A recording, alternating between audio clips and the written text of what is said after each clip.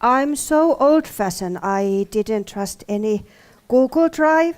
I put this already in the morning from my memory stick, and just in case my memory stick is here, but I didn't need to use that, so I don't trust too much technology.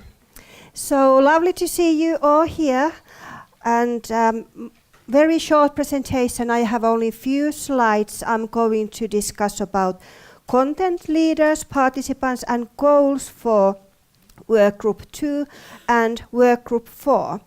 I'm a Vice Leader Program Management Group, and my task is actually during these 3 days is to run between groups and try to help you to start in your important task.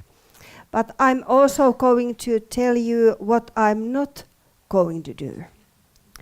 Who are involved in this cost network first time in your life? Can you please raise your hands?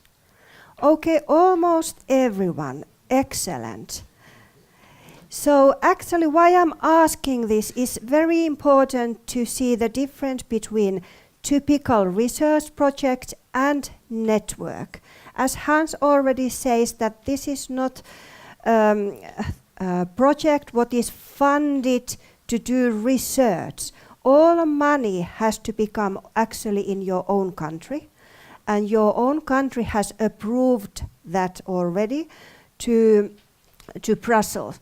But this network is very, very important to come together, put people together, ideas together, and start something new, using resources and capacities what we already have. This may raise some concerns, but I would like to see this really as an opportunity, because now we can come together and discuss and share what is important. As already we have seen that there are different working groups, and as I say that I mostly work with working group 2 and 4. But not like in research projects, we are not going to say you what to do. So the idea and the beauty of the network is that there are some frames, there are funding so that we can meet each others, but working group and activity group leaders can now really plan together how we can achieve the goals. This is from our meeting in Prague, and I took this opportunity and copy this picture to show who is the working group leader number 2. As we already heard that Miloslav is not able to come here, but he's a very charming guy on the left-hand side in this picture. And this is actually the activity groups inside working group 2. Perhaps you have already got the messages as and especially working group leaders, the names of the persons who are working in each of the working group, under each of the activity group. These names may still change because we are aware that more and more people and perhaps countries also would like to join. Some would like to withdraw and so on. So there is like a movement all the time. Don't take any extra stress, because this is a very big network. We have already heard that this is one of the biggest in the beginning of this network. So again, just take this as an opportunity. So here you can see the names, and each of the activity group, like activity group 4, 5 or 7, you can see some names in red, and these are activity group leaders. And what will be happened is inside each activity group, but actually between these activity groups, but also between working groups. And how it happened in practice is really up to you. So now we have realized what is working group to who are involved in each activity group and what is the goal of, or what is happening inside the working groups. Best opportunity is really to read the Memorandum of Understanding. And each of you have this already in your packets. And also description of the working group and activities is even more detailed description what will be done. So these two documents are very important. Whatever questions you have, just go to the documents and don't panic or don't be too stressful, because this is something what you can really plan together how you can achieve the goals. These documents give you some hints what should be done.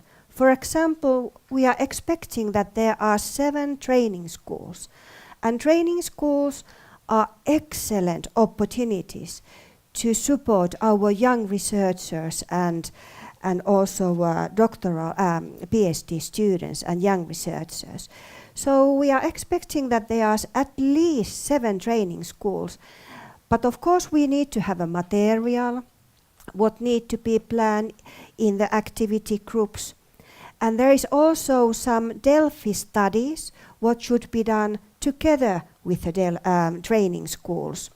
And in this Memorandum of Understanding you can find how many participants should be in each training school and Delphi studies. And you can also find that there should be scoping review to identify about published working process, how to use systematic reviews. And then there is some guiding how to do these